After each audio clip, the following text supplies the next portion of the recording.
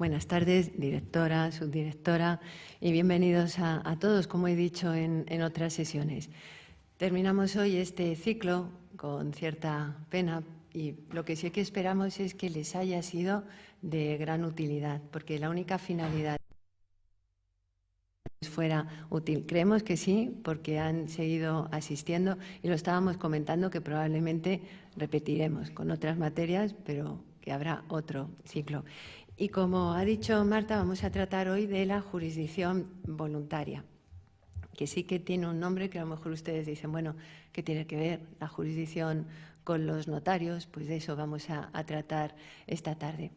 Una ley del año 2015, la Ley de Jurisdicción Voluntaria, nos atribuyó una serie de competencias a los notarios, pero ya teníamos competencias de jurisdicción voluntaria hacía mucho tiempo, por ejemplo, ya desde el año 1992, en las declaraciones de herederos o también en actas para declarar quiénes son los sustitutos en una herencia cuando no están designados nominativamente, una ley también para la adquisición de la nacionalidad por parte de los sefardíes, es decir, hay muchas competencias, muchas normas que regulan la jurisdicción voluntaria.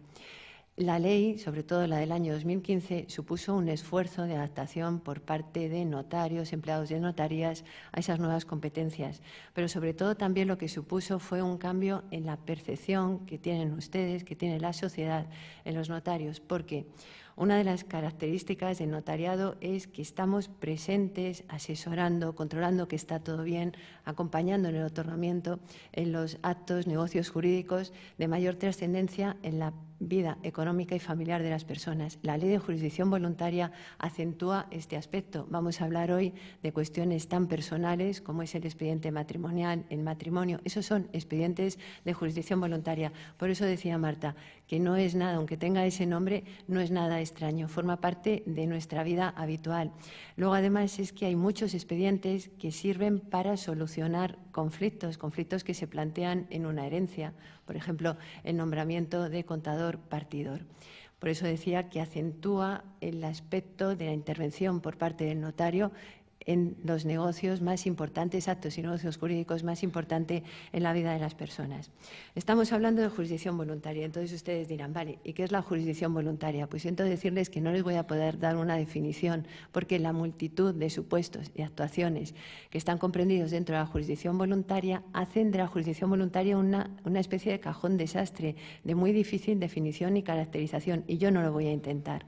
Sí que les digo en cuanto a características que se consideraban características tradicionales. Antiguamente, en la Ley de Enjuiciamiento Civil de 1881, había un artículo en 1811 que consideraba que las características de la jurisdicción voluntaria era la jurisdiccionalidad, es decir, que eran materias atribuidas a la competencia del juez, y la ausencia de conflicto. Esas ideas actualmente ya están absolutamente abandonadas. La nota característica de jurisdiccionalidad porque la intervención del juez no es necesaria. Le venía atribuida esa competencia por razones históricas y coyunturales, pero no son cuestiones propiamente jurisdiccionales en lo que se entiende como tal según la Constitución española. Y la ausencia de conflicto tampoco. En jurisdicción voluntaria hay conflicto. A veces no de tanta enjundia como para generar un proceso contencioso, pero lo hay. Hay en nuestro ordenamiento ejemplos de expedientes de jurisdicción voluntaria para resolver conflictos, por ejemplo, en materia de comunidad conyugal, la designación del contador partidor dativo, del que trataremos hoy, que obedece a que los herederos no se ponen de acuerdo en la forma de hacer la partición de la herencia, la conciliación. La conciliación supone que hay un conflicto y se opta por una vía de solución de conflicto extrajurisdiccional. Por tanto, esas notas características están abandonadas. Tampoco vamos a tratar, no les quiero aburrir más de lo necesario, de la naturaleza jurídica y el fundamento de la jurisdicción voluntaria, aunque son temas muy importantes que se trataron a la hora de abordar la desjudicialización. Desjudicialización quiere decir que había materias que tradicionalmente venían atribuidas a conocimiento del juez y que se atribuye su competencia a otros operadores jurídicos, como somos los notarios, con la consiguiente descarga de trabajo por parte de los tribunales, y eso redunda en beneficio de todos. Tengo aquí datos, pero no quiero tampoco aburrirles con datos estadísticos de lo que trabajan los tribunales. Decimos que la justicia es lenta, que están saturados, pero es que miren solo una cifra que teníamos, que el año pasado ingresaron en los juzgados 6.273.090 asuntos. ¿Cómo no van a estar colapsados? Esto es la última estadística publicada del año 2021. Pero aparte, la desjudicialización tiene más ventajas para ustedes. Tienen la ventaja de que ante determinados expedientes, reclamaciones, pueden optar por acudir a la vía jurisdiccional, con los inconvenientes que tiene esa vía, por ejemplo, de coste de tiempo, dinero, de incertidumbre a veces en su resultado, o una vía extrajurisdiccional, como es la vía notarial, con lo cual se garantizan sus derechos con una tramitación mucho más rápida, eficaz y sin merma de sus garantías. Y si se opta además por la vía notarial, lo que supone también es que van a tener otras de las ventajas de las funciones notariales, como es el asesoramiento. Forma parte de la esencia de la función notarial, como han ido escuchando durante todas estas sesiones, el asesoramiento por parte de los notarios. Asesoramiento imparcial, además gratuito y cualificado. Y veremos hoy también cómo muchos de estos expedientes van unidos a ese asesoramiento. Era muy difícil que esta tarde les pudiera hablar de todas estas competencias de jurisdicción voluntaria. He seleccionado las que considero que les puede ser de más interés. Luego, si quieren, me quieren comentar alguna o lo extendemos en las preguntas. Antes de entrar en esos concretos expedientes de jurisdicción voluntaria, quiero mencionarles características comunes a todos ellos, que son la competencia territorial. Como saben ustedes, es un derecho del consumidor la elección de notario. Eso está regulado en la Ley de Consumidores. Nunca nadie les puede imponer el notario ante quienes van a otorgar las escrituras. Y lo recoge también el reglamento notarial. La Ley de Jurisdicción Voluntaria de 2015 acentúa el carácter de autoridad del notario, con lo cual ese derecho de elección de notario se limita, derecho que está recogido en los artículos 3 y 126 del reglamento notarial. Y dice el preámbulo de la ley que la finalidad o la justificación de las normas de competencia territorial se justifica en que la reforma contempla, con un criterio de prudencia, dada la procedencia de estos expedientes del ámbito judicial, ciertos límites al principio de libre elección del notario por el requirente, y añade que se avanza hacia una mayor flexibilización de las reglas competenciales respecto a las vigentes actualmente en el ámbito judicial.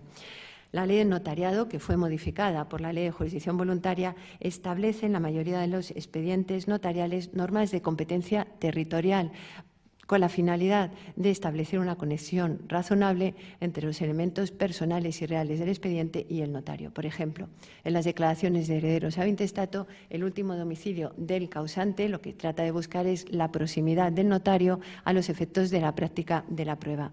Es cierto que en algunos expedientes estas normas de competencia no tienen una clara justificación. Separación y divorcio, que se puede tramitar también ante notario, es notario competente territorialmente el del último domicilio común de los cónyuges, o en el domicilio o residencia habitual de cualquiera de ellos. Tampoco tiene una clara justificación otro expediente del que vamos a tratar esta tarde, que es el denominado reclamación de deudas dinerarias no contradichas o monitorio notarial.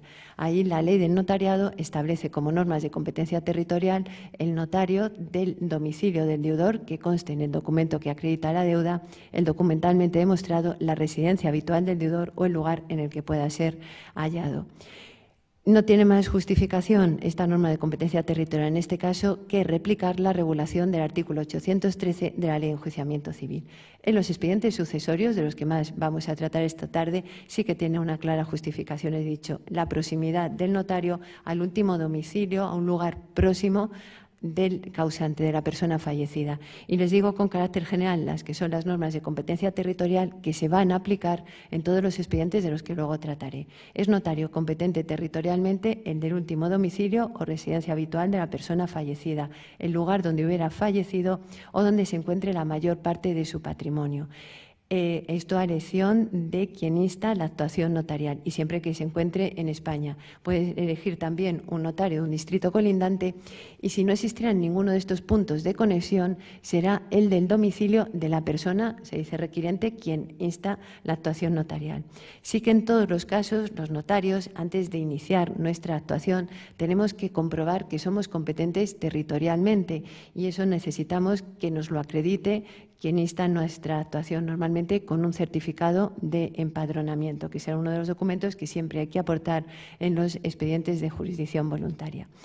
Otras características comunes es lo que se llama alternatividad. Vemos que hay algunas palabras de judicialización, alternatividad, que son un poco extrañas, pero alternatividad quiere decir que un expediente se puede tramitar ante distintos operadores jurídicos, por ejemplo, el notario o el letrado de la Administración de Justicia, lo que antes llamábamos secretarios judiciales. Porque la finalidad de la norma no era satisfacer intereses corporativos, nos dice el preámbulo que la finalidad era descargar de trabajo a los tribunales y, sobre todo, el mejor servicio al ciudadano, lograr una mayor efectividad de sus derechos sin pérdida de sus garantías. Claro, que un expediente se pueda tramitar, por ejemplo, ante un notario y un letrado de Administración de Justicia puede dar lugar a que se resuelva con distintos criterios que generaría inseguridad jurídica. Por ello, la ley establece dos preceptos. Nunca un mismo expediente se puede tramitar ante dos operadores jurídicos y si hay uno iniciado, un expediente iniciado y se inicia otro, continúa el que primero hubiera comenzado y el otro se archiva. Los notarios siempre comprobamos en lo que podemos, en lo que es posible, sobre todo cuando se trata de actuaciones notariales, que no se ha iniciado o que no se ha tramitado otro expediente. Y no es tan extraño. Yo he tenido casos en una declaración de herederos a intestato, consultamos si ya se ha tramitado alguna y hay veces que ya está tramitada, pero es que la persona que viene a solicitarnos que hagamos la declaración de herederos no se acordaba o lo había hecho otro familiar y no lo habían comunicado. Y otra norma también es que una vez resuelto un expediente de jurisdicción voluntaria no puede iniciarse otro con el mismo objeto a no ser que hubieran cambiado las circunstancias. Bueno, y después de como esta pequeña introducción vamos a entrar ya en los expedientes de jurisdicción voluntaria. Empezamos con los expedientes del derecho de familia y dentro de ellos tenemos el expediente matrimonial y el matrimonio. Quizá de esta ley de jurisdicción voluntaria la cuestión más mediática fue que ahora se pueden casar las parejas ante notario.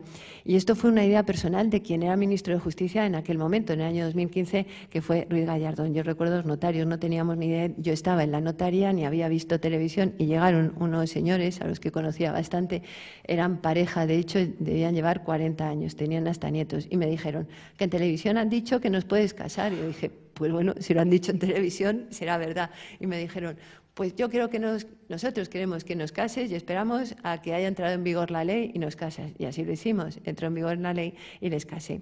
Pero aparte del matrimonio, se puede tramitar también ante notario el expediente matrimonial. Esto entró en vigor un poco más tarde, fue el 30 de abril de 2021, porque es lo que tardó en entrar en vigor la ley del registro civil, con sucesivas modificaciones. El otro día encontré una noticia en la prensa que les quiero leer, porque me parece bastante interesante en cuanto a la tramitación del expediente matrimonial. Y dice esta noticia, que más de 22.300 parejas en España han tramitado sus expedientes matrimoniales ante notario desde el 30 de abril de 2021, que es cuando he dicho que entró en vigor, cuando la reforma del Código Civil y la Ley del Registro Civil introdujo entre las competencias del notariado este servicio, que hasta entonces solo podía realizarse en el Registro Civil. Ahora se puede seguir haciendo en el Registro Civil. Lo que ocurre, lo sé por experiencia, porque me lo dicen todas las parejas que vienen a hacer la tramitación ante notario, que el Registro Civil está dando cita con una dilación de 8 o 9 meses o incluso más. Desde entonces, sigue diciendo la noticia, la alternativa ha ido ganando cada vez más fuerza entre la ciudadanía, gracias a que los notarios ayudan a las parejas a tramitar los expedientes previos a la celebración del matrimonio, en el plazo de tiempo más breve posible y prestándoles asesoramiento gratuito. Solo durante enero y febrero de este año, los notarios españoles han autorizado un total de 2.208 expedientes matrimoniales. Este dato supone un incremento del 25% con respecto al mismo periodo de 2022, en que se realizaron 1.767 expedientes, y pone de manifiesto el aumento de la realización de los expedientes previos matrimoniales por una vía más rápida, eficiente y con plena garantía de su seguridad jurídica. Les aseguro que yo no he dictado esta noticia de prensa, yo me la encontré. Pero es que en esto del expediente matrimonial va a suceder lo mismo que en las declaraciones de herederos.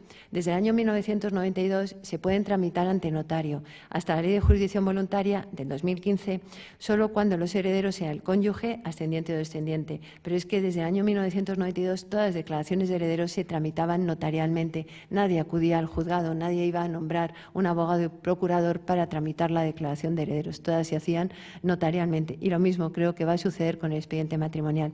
El expediente matrimonial les quiero explicar. regular. Tiene como finalidad, es un acta notarial, y tiene como finalidad comprobar que los futuros contrayentes reúnen los requisitos de capacidad. Esa capacidad no tiene nada que ver con discapacidad física o psíquica, es que no existan impedimentos para contraer matrimonio y si existen, que hay la correspondiente dispensa. Para la tramitación es muy sencillo, cuando es un expediente que no presenta ninguna especialidad, basta con el certificado de empadronamiento de unos futuros contrayentes, porque tienen que tener su domicilio en el lugar en que es competente territorialmente el notario, y el certificado de nacimiento de los dos contrayentes. Hay veces en que tenemos que solicitar más documentos, por ejemplo, si uno de los futuros contrayentes es viudo, le pedimos el certificado de matrimonio y el certificado de función del anterior cónyuge. Quiero también decir que todos estos certificados, siempre con la autorización de quien solicita la actuación notarial, los podemos obtener ya telemáticamente del registro civil. Va poco a poco según la informatización del registro civil, pero en Madrid, en Barcelona y en Murcia ya obtenemos los notarios del registro civil certificado de nacimiento, certificado de función y certificado de matrimonio.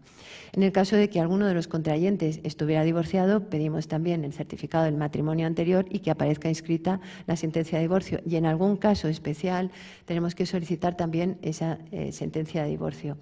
Cuando alguno de los contrayentes no es español, quizás se complica un poco más, porque esa capacidad que yo he dicho para contraer matrimonio se rige por la ley de la nacionalidad y necesitamos saber si la ley del país de la persona que se va a casar no establece algún impedimento especial, siempre que no sea contrario al orden público español.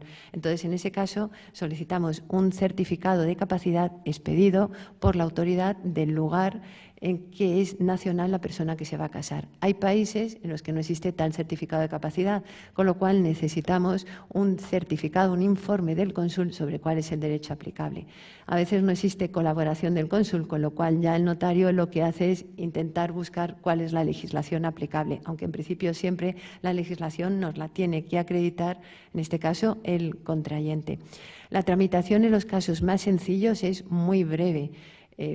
Puede ser como mucho una semana. Sí que hay que tener en cuenta también estos expedientes matrimoniales que están sujetos a lo que llamamos turno entre todos los notarios. Yo les he dicho, no se puede elegir libremente notario, pero además el colegio notarial, como es un expediente fundamentalmente administrativo, lo sujeta a turno, lo reparte entre todos los notarios. Por eso los contrayentes tienen o bien que venir al colegio notarial de la comunidad autónoma del lugar de su residencia, o a través de la página web descargarse una solicitud donde se rellenan unos datos personales muy básicos, nombre, apellidos, la fecha de nacimiento, el estado civil, acompañar a esa solicitud certificado de nacimiento y de empadronamiento para comprobar también que el colegio notarial es competente y puede distribuirlo entre los notarios. Eso se puede presentar a través de la página web del colegio notarial o bien presencialmente en el colegio. El colegio notarial lo que hace es asignar notario, les dice a los futuros contrayentes los datos de contacto para que comuniquen con la notaría y se pueda iniciar la tramitación. La ventaja del expediente matrimonial, aparte de la celeridad, es, como hemos dicho, el asesoramiento por parte del notario, y no es extraño que cuando vienen a tramitar el expediente matrimonial tratemos de cuál va a ser el régimen matrimonial, si tienen que hacer capitulaciones o no, porque no siempre es conveniente capitulaciones pactando separación de bienes, suele ser más útil, pero a veces no es necesario. Se suele también, y no es tan extraño, hacer preguntas respecto del régimen sucesorio, de qué ocurre una vez que hayan contraído matrimonio, y no es nada extraño. Y a mí me ha pasado recientemente con una pareja. He tramitado el expediente matrimonial, los he casado, han hecho capitulaciones, pactando separación de bienes, porque en este caso sí que era muy, muy recomendable. Y luego, además, ya querían dejarlo todo hecho, hicieron los testamentos. Eso forma parte de ese asesoramiento que he dicho, gratuito e imparcial por parte del notario. Una vez que se tramita el expediente matrimonial, los notarios enviamos copia autorizada telemática al registro civil en los lugares en los que es posible. Cuando no es posible, enviamos copia en papel por correo certificado con acuse de recibo, porque cuando se tramita el expediente matrimonial ante notario, la boda se puede celebrar ante otro notario, ante un declarado de registro civil, ante el alcalde. Se puede celebrar también en forma religiosa que no sea canónica, y hace poco a mí me ha correspondido que he hecho el expediente matrimonial y los contrayentes se han casado por el rito musulmán, en cuyo caso además, aparte del expediente matrimonial, les tienes que dar un certificado con esa capacidad. El notario certifica que se reúnen los requisitos de capacidad.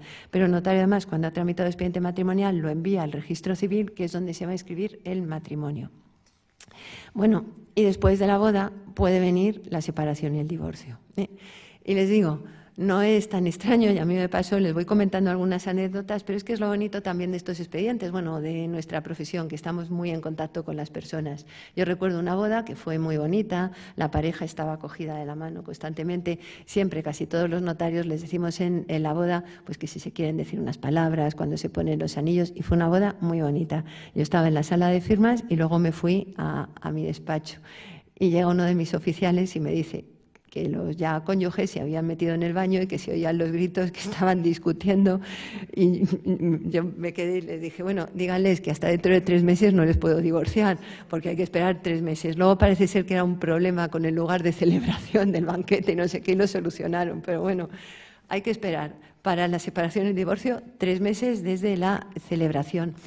No se puede tramitar ante notario cuando existan hijos del matrimonio que sean, o hijos de cualquiera de los cónyuges que sean menores de edad o mayores de edad, pero con medidas de apoyo establecidas judicialmente y atribuidas a los progenitores. Hemos dicho, existe norma de competencia territorial, no se puede tramitar ante cualquier notario. Les he dicho que se trata o del domicilio de los cónyuges, domicilio común del matrimonio, o del domicilio o residencia habitual de cualquiera de ellos. En estos expedientes es necesario siempre la asistencia de un abogado, aunque se trate, que es la mayoría, divorcios, separaciones de mutuo acuerdo, que además en muchos casos no existen ni siquiera bienes que liquidar, pero la ley estableció que tenían que estar asistidos por un abogado. Puede ser el abogado para los dos cónyuges el mismo.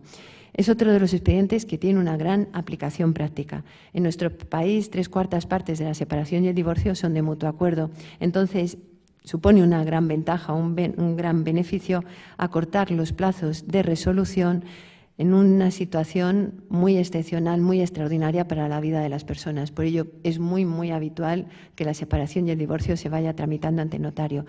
Cuando se firma la escritura, el notario también lo comunica al registro civil, si es posible, porque existen los desarrollos informáticos en el registro civil telemáticamente, enviamos copia autorizada electrónica, si no, por correo certificado con acuse de recibo.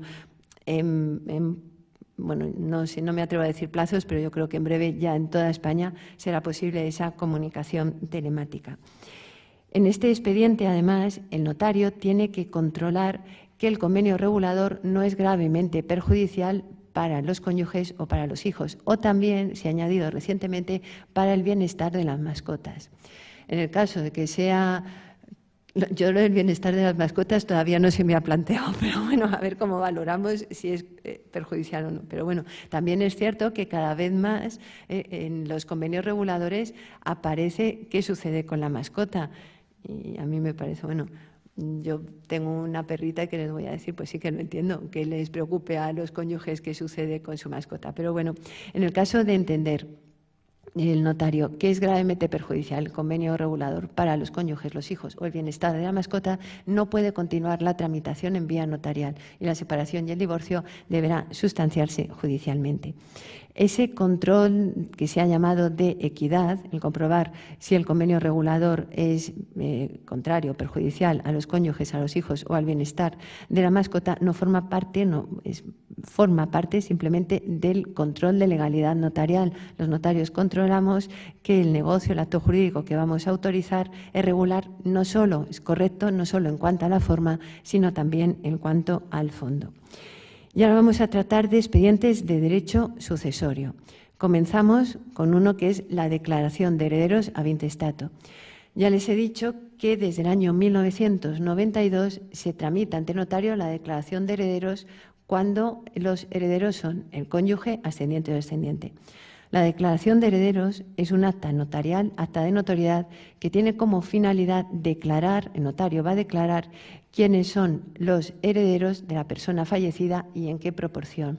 Solo procede en aquellos casos en que una persona ha fallecido sin otorgar testamento. Y esa es otra de las ventajas de hacer testamento. Se evita la tramitación de esta declaración de herederos. Yo me imagino que todos ustedes estuvieron también en la sesión que hicimos de los testamentos, que mi compañero Fernando Goma les explicaría todas las ventajas. Bueno, pues una de las ventajas es evitar la declaración de herederos. Además, es que en el testamento es el testador quien ordena la sucesión, quien determina, con arreglo a la ley, contando con el asesoramiento notarial, quién o quiénes y en qué proporción van a ser herederos. En la declaración de herederos, el notario lo que hace es aplicar la ley. Son herederos los que marca la ley. Tuvieran más o menos relación con el causante, en eso no podemos entrar. La ley de jurisdicción voluntaria lo que hace es extender esa declaración de herederos en aquellos casos en los que son herederos los parientes colaterales y las personas unidas por relación de afectividad análoga a la conyugal. Y les aseguro que cada vez más existen este tipo de relaciones y cada vez más se van tramitando ante notario la declaración de herederos cuando son parientes colaterales. Como he dicho, si hay testamento no se tiene que tramitar la declaración de herederos. Se procede a formalizar la partición de la herencia con arreglo a lo que haya dispuesto el testador. Solo en casos excepcionales es necesario tramitar declaración de herederos ab intestato habiendo testamento y es si el testamento ha devenido nulo o ha perdido su validez. La declaración de herederos es un acta en la que el notario va a declarar quiénes son herederos y para ello tiene que practicar unas pruebas, prueba documental y testifical. La prueba documental es que se acredite al notario, primero, como hemos dicho, su competencia territorial, que suele ser certificado de empadronamiento de la persona fallecida. Pero luego hay que acreditar quiénes son los herederos y suele aportarse, en tal caso, es necesario aportar certificado de nacimiento de los descendientes, certificado de matrimonio para ver quién es el cónyuge. En el caso de que el cónyuge hubiera fallecido, certificado de defunción del cónyuge que hubiera fallecido. Es necesario también en muchos casos, si ya estamos hablando de colaterales, certificado de nacimiento de los padres para buscar acreditar la colateralidad. Y luego además es necesario también una prueba testifical. Es necesario que comparezcan ante notario 2 testigos.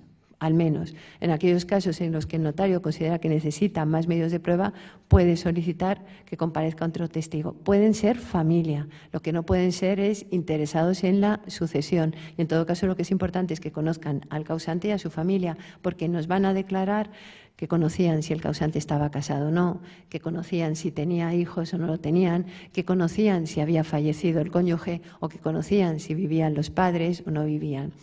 Y también es requirente, insta la actuación notarial cualquier persona con interés legítimo, suele ser normalmente un heredero. Y nos dice la ley del notariado que deberá aseverar la certeza de los hechos narrados. A veces hay que practicar, se complica esa declaración de herederos, sobre todo cuando son colaterales y no es pariente muy próximo. Y hay que buscar o hay que tratar de indagar quiénes son los herederos y a veces incluso hay que publicar anuncios en el boletín oficial del Estado. Esas son declaraciones de herederos más complejas. La más habitual, simplemente los documentos son certificados de nacimiento de los hijos, de matrimonio y en su caso, si ha fallecido el cónyuge, de defunción. Hay que acreditar, por supuesto, que el causante, la persona a que vamos a declarar los herederos, ha fallecido con el certificado de función, que no tiene testamento, con el certificado del Registro General de Actos de Última Voluntad. Y ese es un acta que autorizamos y que comunicamos inmediatamente su tramitación. Esa comunicación lo hacemos por lo que yo les decía antes. Igual que previamente nos hemos asegurado de que no hay otra acta, porque muchas veces además se lo dices a quien te ha dicho vamos a tramitar la declaración de herederos y le dices pues mire, ya se firmó en tal notario, en tal fecha, vayan a esa notaría y soliciten una copia y no es necesario tramitar la declaración de herederos.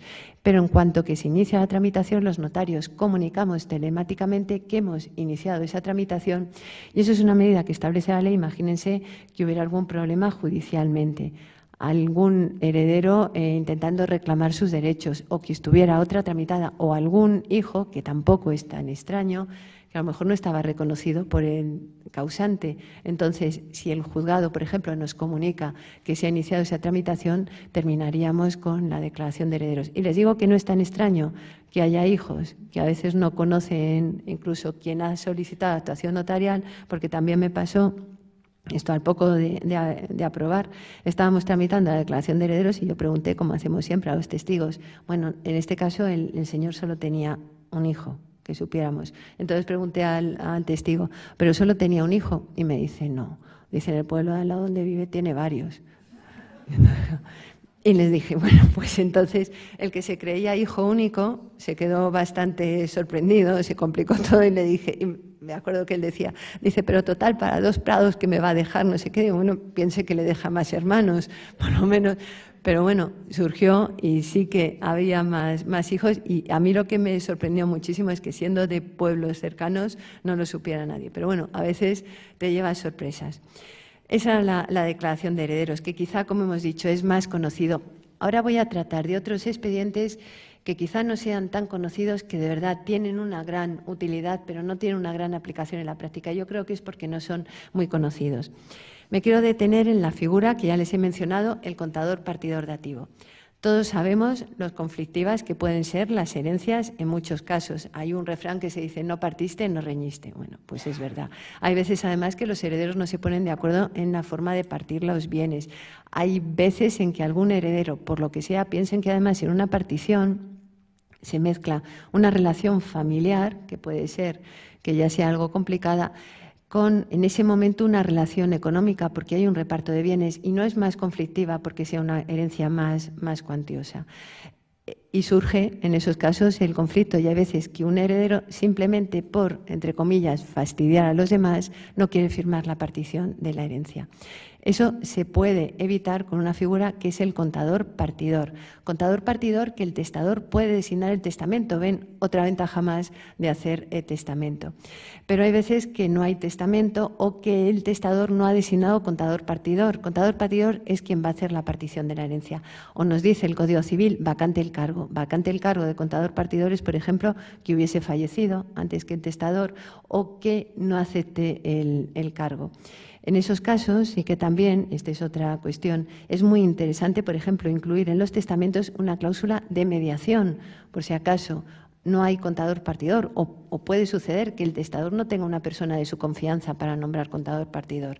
Se designa, se establece una cláusula de mediación y se designa una institución que es la que se va a encargar de llevar a cargo la mediación, como nos tenemos en el Colegio Notarial de Madrid, la Fundación Notarial Sindun, que es Centro de Mediación y Corte de Arbitraje. Pero bueno, independientemente de esto, que lo que he dicho, podría ser cuestión de otro ciclo, otras reuniones, puede ocurrir que no haya contador partidor o que el cargo esté vacante. En tal caso, herederos y legatarios que representen el 50% del caudal hereditario, y esta es la novedad de la Ley de Jurisdicción Voluntaria, pueden solicitar del notario o letrado de la Administración de Justicia que designe un contador partidor, que como he dicho es quien va a hacer la partición de la herencia, porque no hay acuerdo entre los herederos.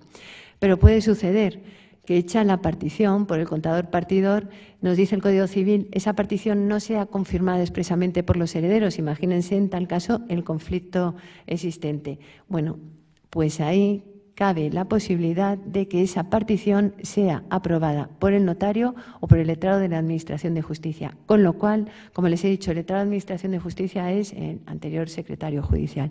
Con lo cual, el heredero obstruccionista, entorpecedor, no va a conseguir sus fines porque se ha realizado la partición y el notario o el letrado de Administración de Justicia la ha aprobado. Y como he dicho, es muy interesante, se evitan grandes conflictos, pero no es suficientemente conocido. Pero esto le pasa a la figura del contador partidor desde 1981, que se introdujo en el Código Civil. No es una figura muy conocida. Otro expediente muy útil, y además yo le tengo un especial cariño, es el que llamamos aprobación, bueno, llama el Código Civil, aprobación de pago en metálico de la legítima.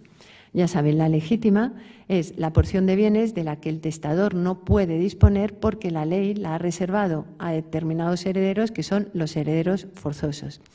Esa legítima, la cuantía y quiénes son los herederos forzosos, depende del derecho aplicable, derecho a las comunidades autónomas o el derecho, por ejemplo, en Madrid se aplica lo que llamamos el derecho común. Son cuantías en derecho común. En Madrid son legítimas muy amplias. En el caso de los descendientes, 2/3 partes de la herencia. Y es una cuestión también que se está revisando la posible modificación de la legítima. La supresión yo no lo veo tan claro, pero sí, por ejemplo, una regulación que no fueran legítimas, tan amplias y, sobre todo, que las causas de desheredación no fueran tan excepcionales, tan estrictas como lo son en la actualidad. La legítima, por lo menos además en Madrid, en derecho común, se tiene que pagar en bienes de la herencia. Esto origina muchas veces también conflictos proindivisos muy conflictivos. Bueno, pues existe un expediente que trata de evitarlo. El contador partidor dativo o el testador pueden haber ordenado el testamento que la legítima de los descendientes se pague en metálico. Como he dicho, esto es una excepción a la regla general de que se tiene que pagar en bienes de la herencia. Por ello es necesario que estén de acuerdo tanto el heredero que va a pagar la legítima en metálico como el legitimario que va a recibir su legítima en metálico.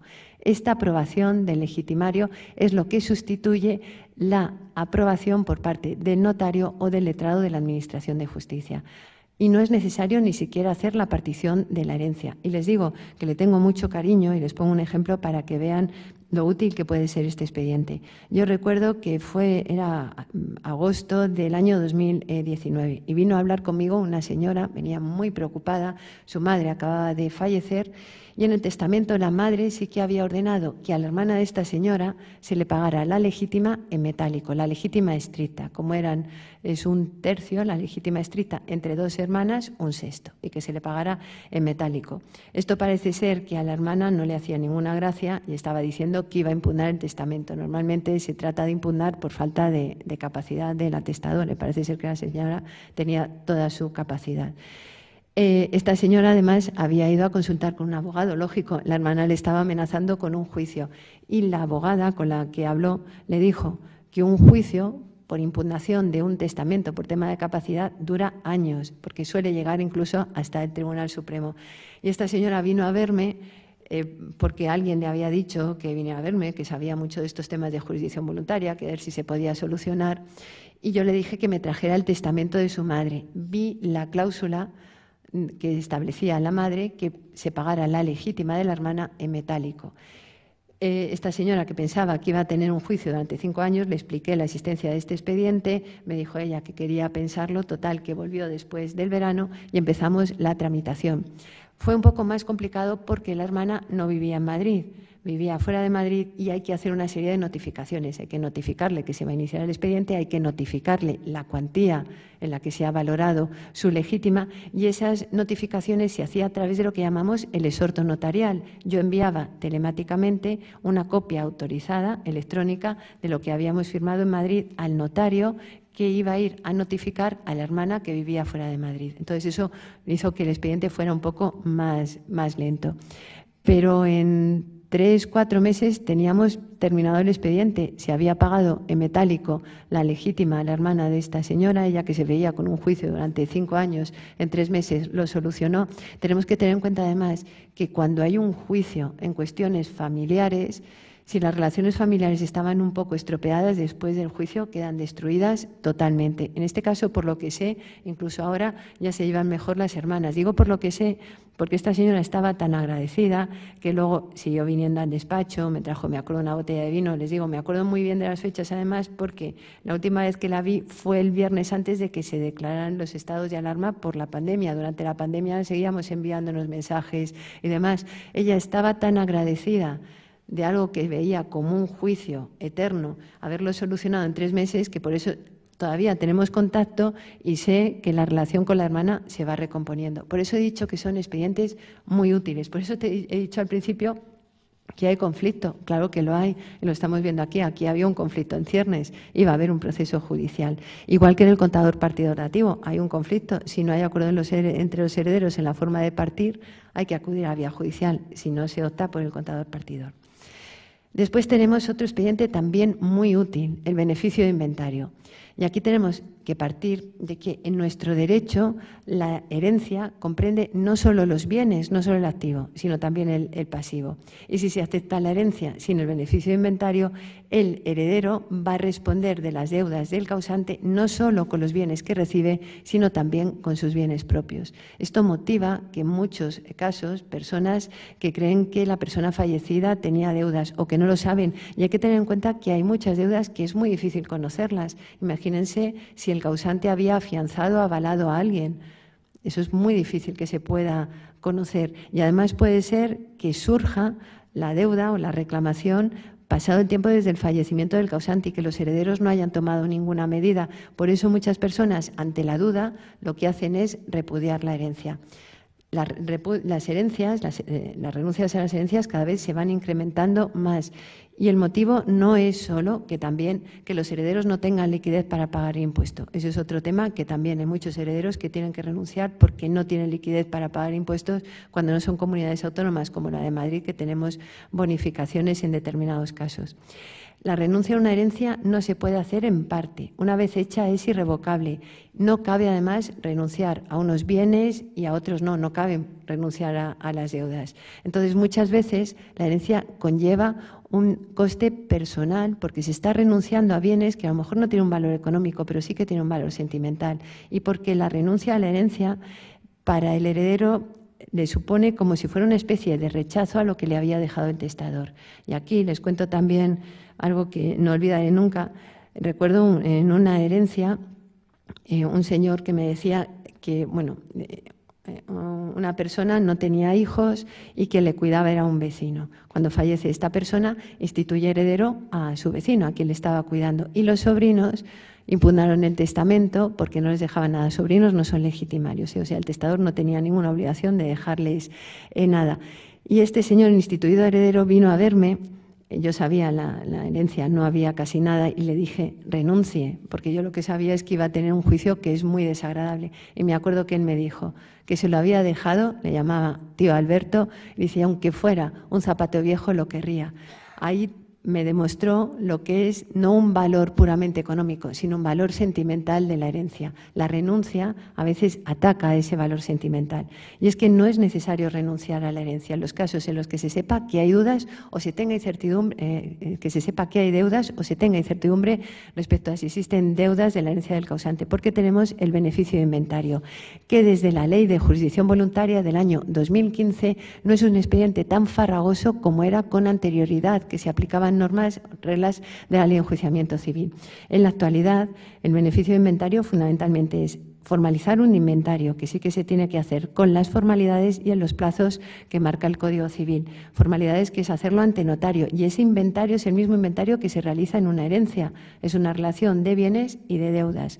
Los plazos que están marcados en el Código Civil, el notario puede incluso ampliarlos si lo considera necesario, porque, por ejemplo, hubiera bienes que no se pueden localizar. Con lo cual, como digo, no es una tramitación tan complicada como era. Lo que sí que es muy importante es que el heredero no oculte bienes, porque si se ocultan bienes, que es lo que sirve de garantía a los acreedores, si se ocultan además de mala fe, el heredero pierde ese beneficio y pasa a responder de las deudas del causante con todos sus bienes. En la tramitación del beneficio de inventario, además, tal como está regulado ahora, queda claro que cuando se insta ese beneficio de inventario, el heredero no está aceptando la herencia. El heredero lo único que dice, quiero hacer un inventario y en función de los bienes que haya o no, yo decido si acepto la herencia, si hago uso del beneficio de inventario o si repudio. Con lo cual, no quiere decir iniciar el beneficio de inventario que se esté aceptando. Y también les quería decir, en cuanto a este expediente, que en la tramitación, el notario, ante quien se tramita, lo comunica a los legatarios y a los acreedores para que acudan a presenciar el inventario si les conviene, porque se trata este expediente de garantía para el heredero, que no responda de las deudas del causante con más bienes que los que ha recibido, hasta el valor de los bienes que ha recibido, y también garantía para los acreedores, que sí sepan los bienes que ha dejado el causante sobre los cuales se van a cobrar sus créditos. Como les he dicho, es un expediente, como ven, muy útil. A veces puede ser que se complique un poco más porque no sean conocidos claramente los acreedores, con lo cual también hay que publicar anuncios en el Boletín Oficial del Estado, a veces también en el tablón de anuncios del Ayuntamiento, que nos dice la ley. Yo a veces dudo, no sé si hay muchas personas que van al Ayuntamiento a leer el tablón de anuncios, pero bueno, a veces hay que publicarlo.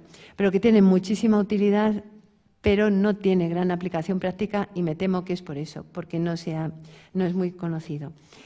Vamos a hablar ya muy breve de los expedientes de derecho de obligaciones. Tenemos ofrecimiento de pago y consignación, interesantísimo también. Lo que pasa es que aquí la regulación no es muy precisa. El notario no puede declarar que esa consignación está bien hecha, con lo cual no deja de ser un mero depósito y al final los propios notarios ni recomendamos que se tramite.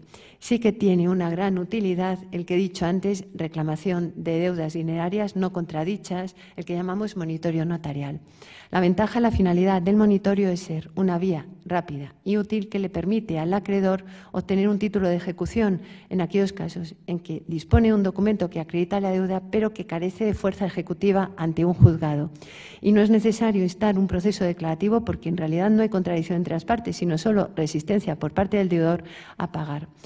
Se aplica en los casos en que sean deudas dinerarias, vencidas, líquidas, exigibles, determinadas de naturaleza civil o mercantil y cualquiera que sea su origen, contractual o extracontractual. La tramitación es muy sencilla.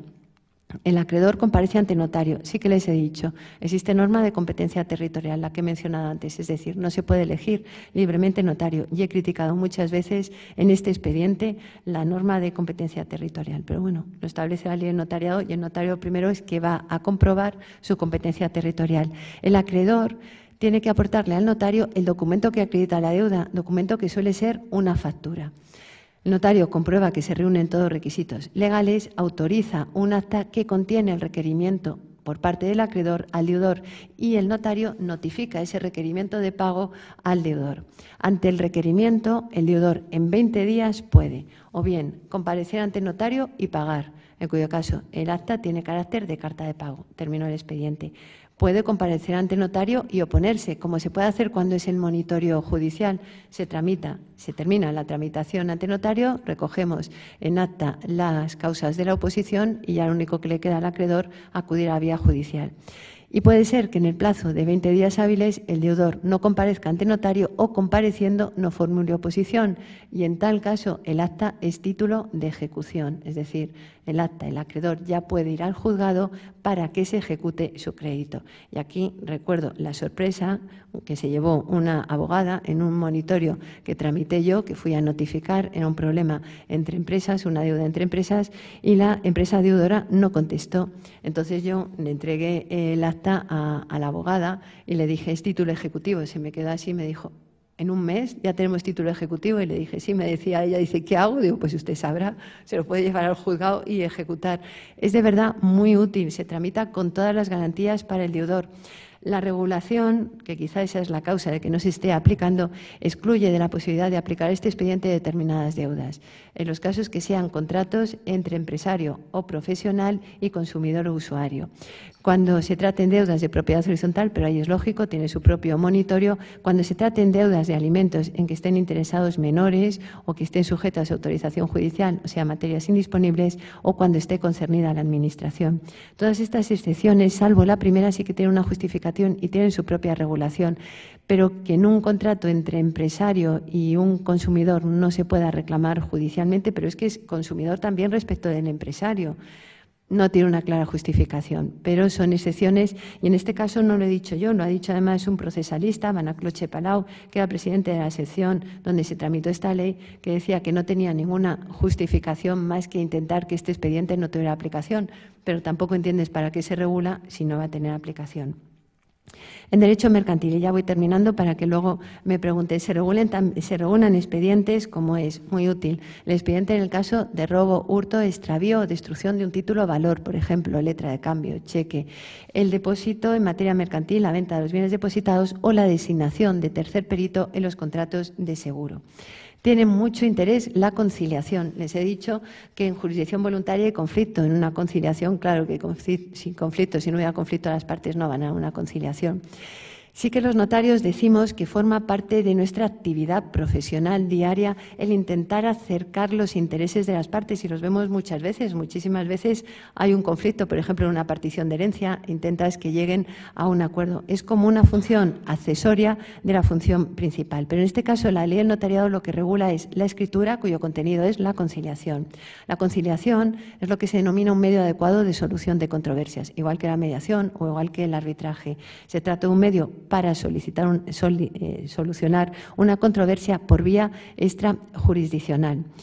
no tienen todavía, no se conocen demasiado en nuestro país, que además predomina la cultura del litigio, pero sí que tenemos un proyecto de ley de medidas de eficiencia procesal del Servicio Público de Justicia que tiene como finalidad potenciar los medios adecuados de solución de controversia, que son plenamente vigentes desde hace mucho tiempo en otros países de derecho comparado. Nos dice la ley que se trata de potenciar como medidas que, más allá de la ralentización inicial del proceso o incremento de la litigiosidad como consecuencia de la pandemia, se consideran imprescindibles para consolidar un servicio público de justicia sostenible. Esos medios adecuados de solución de controversia, he dicho, la conciliación, la mediación, el arbitraje, aunque el arbitraje no se regula en esta ley, en este proyecto de ley que he mencionado, se regula también la posibilidad de que las partes lleguen a un acuerdo a través de una negociación directa, la opinión de un experto independiente o la oferta vinculante confidencial. Ese es un proyecto de ley que no sé si llegará a buen puerto o no, pero lo que sí que tenemos regulada es la conciliación ante notario.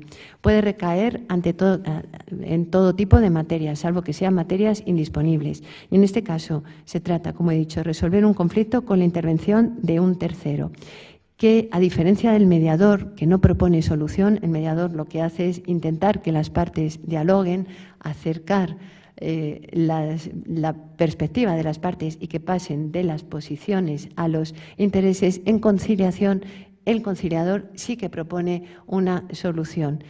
Tiene un gran interés, descarga de trabajo a los tribunales y, además, todas estas medidas adecuadas de solución de controversia tiene como ventaja, respecto de las que se denominan heterocompositivas, la judicial o arbitral, que no resuelve un tercero, el juez o el árbitro, sino que son las propias partes las que van a resolver con la ayuda del mediador, del conciliador o la opinión del experto independiente. Y por último, para terminar, les he dicho que hay otras leyes que nos atribuyen competencias en jurisdicción voluntaria. Bueno, pues en el año 2015 también hubo una ley que modifica la ley hipotecaria y el texto refundido del catastro.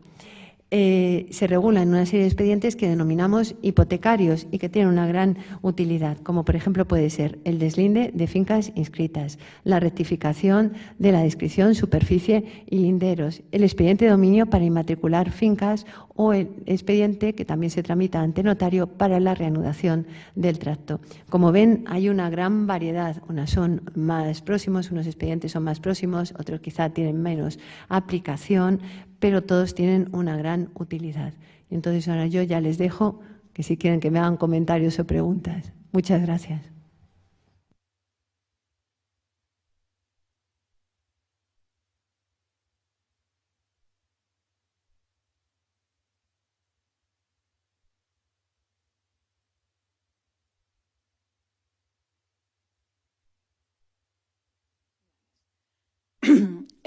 No sé si podría preguntarle acerca de una donación.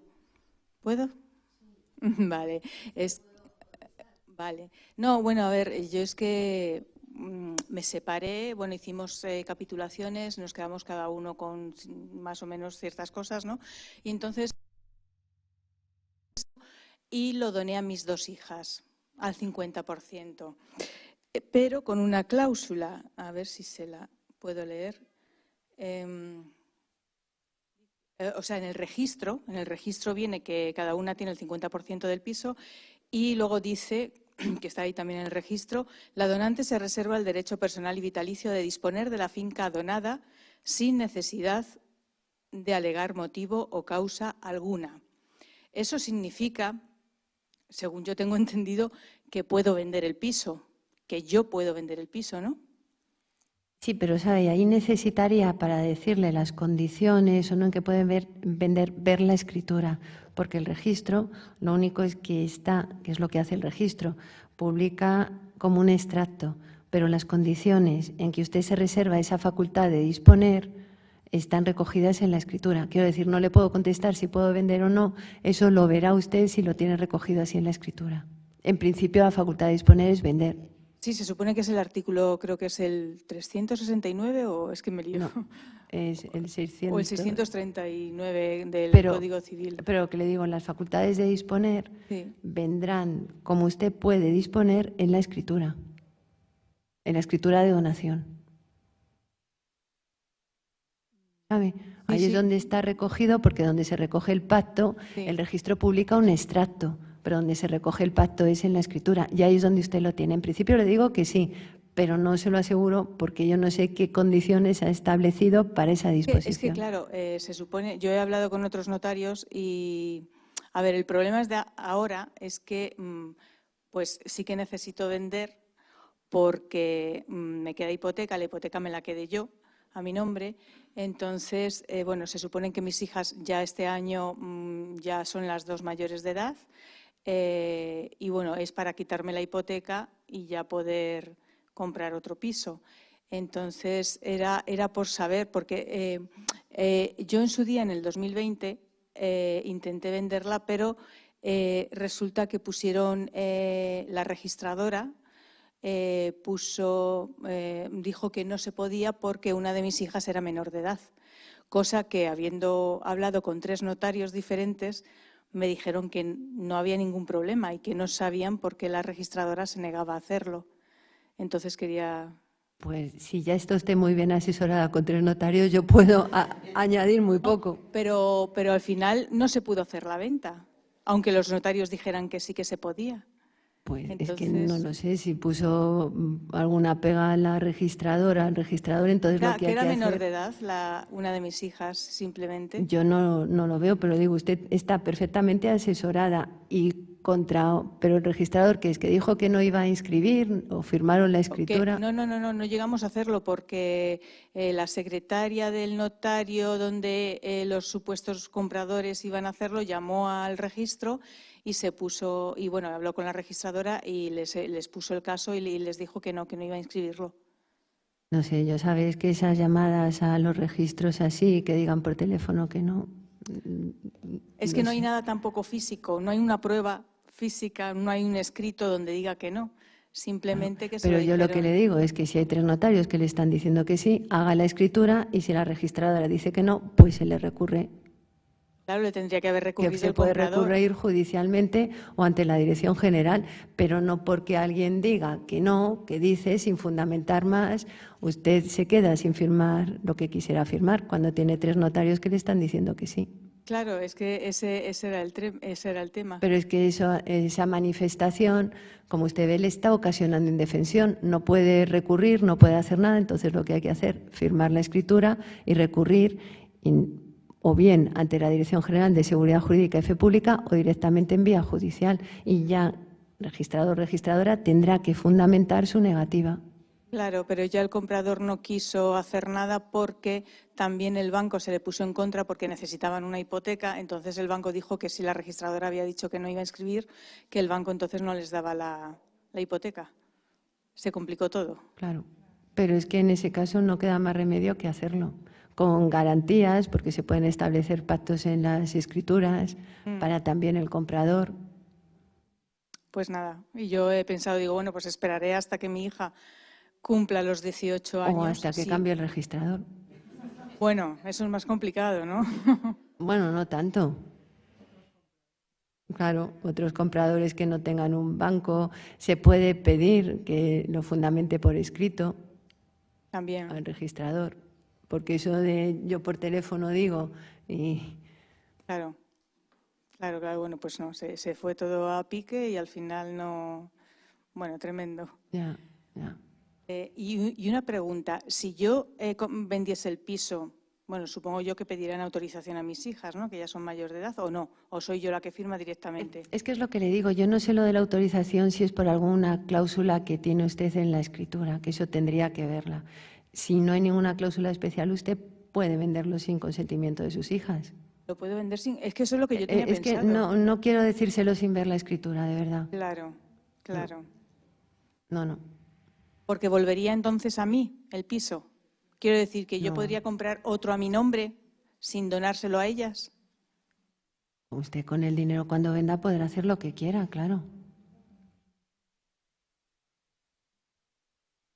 Porque no sé si hay alguna cláusula de reversión con lo que me está diciendo. ¿Sabes? Si es que yo siempre lo digo, que sin ver papeles a mí no me gusta asesorar. Claro.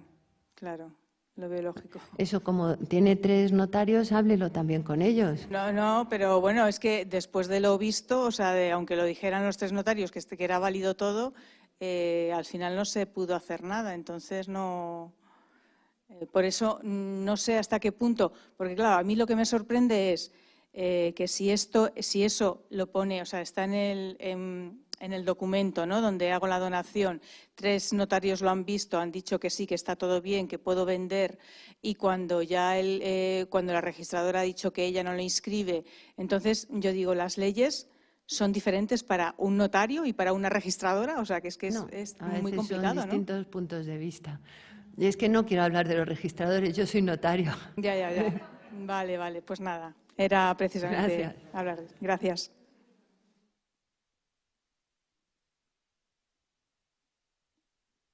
Bueno, en primer lugar, agradecerle toda su exposición, que nos ha dado usted, que me parece muy interesante, independientemente de que nos cueste tiempo asimilar toda ella información. Pero quiero hacerle 2 o 3 preguntas generales. Primero es con respecto al beneficio de inventario. No ha dicho usted, iba a decirlo, pero luego se le ha pasado el tiempo que hay desde que, en fin, para si adelante, si lo afecta, si no lo afecta el heredero o los herederos. Eso por una parte. En segundo lugar, con respecto al tema de fallecimiento de un esposo o una esposa y que sea heredero o beneficiario, ¿es necesario que el no fallecido tenga un mínimo de convivencia de 5 años, 6 o 7 con la persona en ese sentido fallecida para declararse heredero legítimo? Otra pregunta que yo le haría es, usted ha explicado también todos los actos notariales que vemos que efectivamente, o yo por lo menos veo, que es muy ventajoso todo lo que acaba de explicar. ¿Cómo se puede acceder al colegio, o en este caso concreto a usted, o a quien proceda, para facilitar todo lo que nos ha explicado con esa facilidad? Y una pregunta general también, por ejemplo, el caso de personas que viven y que son mayores de 65 años y quieren vender su vivienda habitual. ¿Tienen exenciones con respecto a las obligaciones municipales de plusvalía, etcétera, etcétera, y pueden reinvertir en lo que se quiera? Es general. Podría hacerle alguna particular, pero no me atrevo. Gracias. Mire, vamos a empezar, no sé si voy siguiendo el orden o no. En cuanto a conocer los distintos expedientes, lo mejor, que yo lo digo siempre, es que vayan a las notarías y que consulten. ¿Qué le voy a decir? Libros que hay de jurisdicción voluntaria, pero es que me parecen que pueden ser a lo mejor demasiado técnicos. Yo coordiné un libro de jurisdicción voluntaria, escribí un capítulo, entonces yo creo que lo más útil siempre, pero para esto y para todo, cuando tengan cualquier duda, y lo digo siempre en las notarías, ustedes saben que ahora tramitamos un acta de transparencia antes de firmar una hipoteca, que ese acta de transparencia es asesoramiento respecto del préstamo, pero va vinculado muchas veces. Yo esta mañana he tenido uno y he terminado asesorándole a la persona que va, a la prestataria del testamento. Entonces, que acudan a las notarías, que pregunten, que en el momento en que tengan algún conflicto, algo que les pueda sonar, que se pueden tramitar en la notaría, que vayan, porque les vamos a atender. Si no se puede tramitar en la notaría, lo diremos. Hay que ir al juzgado, pero es lo mejor. En el colegio sí que a través de la página web vamos publicando información de distintos expedientes. Tenemos a Marta y hemos estado grabando vídeos, pero yo lo que les recomiendo más que nada es que siempre que vayan a las notarías a consultar. Respecto me decía, en el beneficio de inventario, que si el cónyuge es necesario que haya estado conviviendo con el causante. Al ser cónyuge no es necesario ningún tipo de convivencia. Puede ser necesaria convivencia en los casos de uniones de hecho, pero no en el caso. Y además es que en el beneficio de inventario lo que estamos hablando es de los herederos. Da igual que sea cónyuge, no tiene que ser legitimario. Una cosa es el legitimario, que es el heredero a quien el testador le tiene que dejar bienes, pero que puede ser legatario, por ejemplo, o puede ser que el testador le haya dejado la legítima por una donación en vida.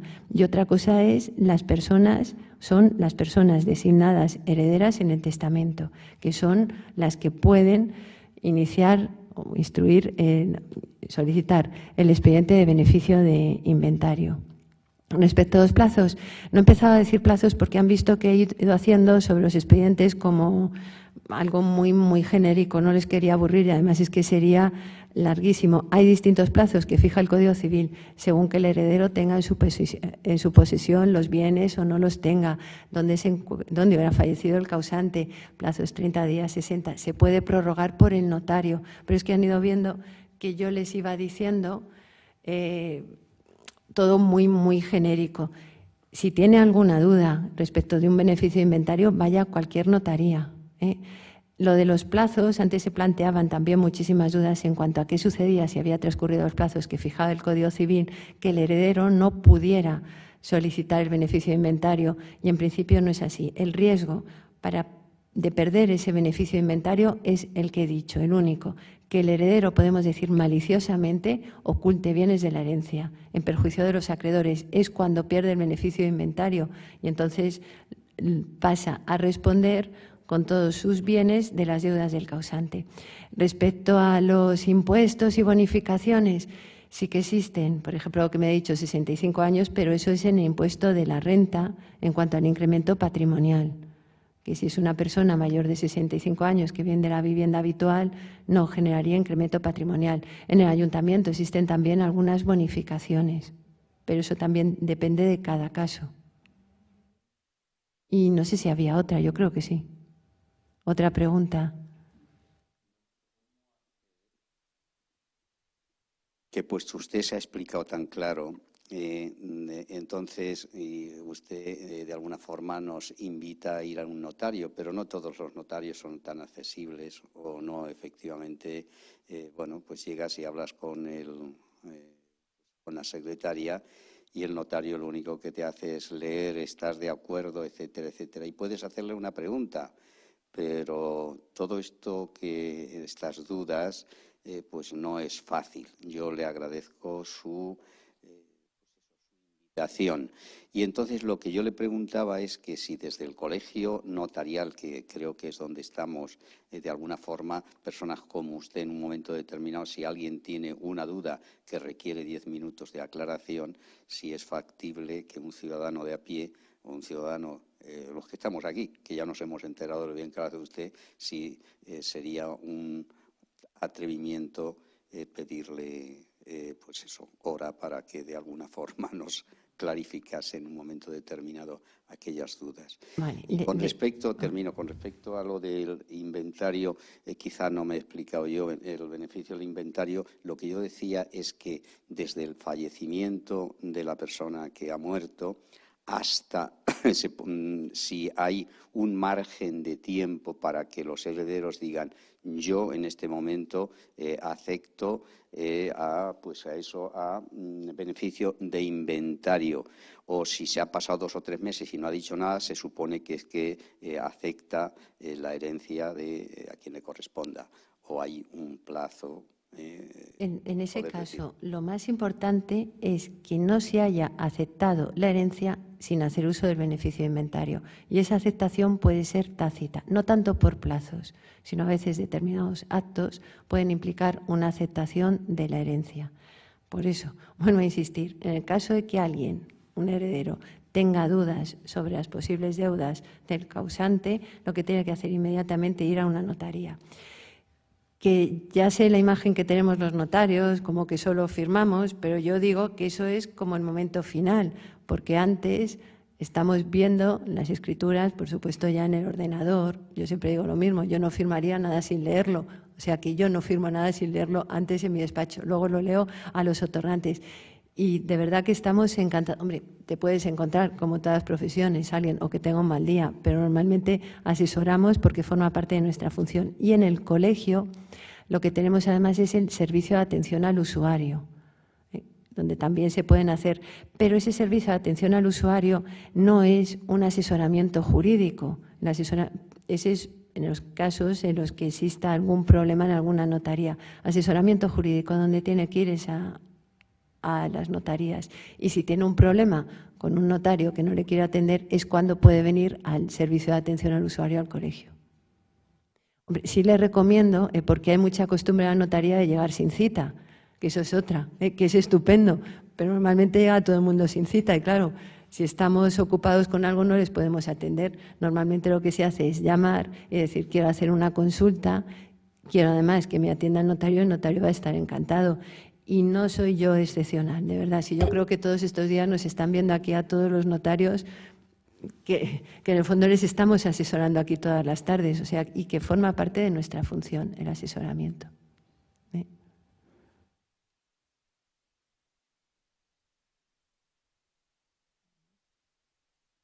Creo que ya nada más. Es que además hoy tenemos partido. ¿A que sí? Hombre, creo que sin duda, ¿no? ¿Verdad, Eloy? Estamos de acuerdo. Pues yo creo que terminamos. Gracias a ustedes.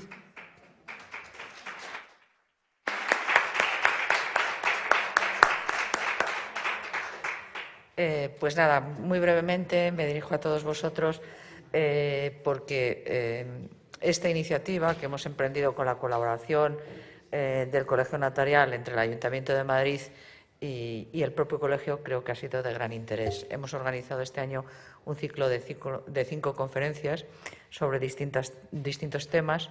Todos ellos creo que han despertado mucho interés. En algún caso hasta han tenido que habilitar una sala en paralelo.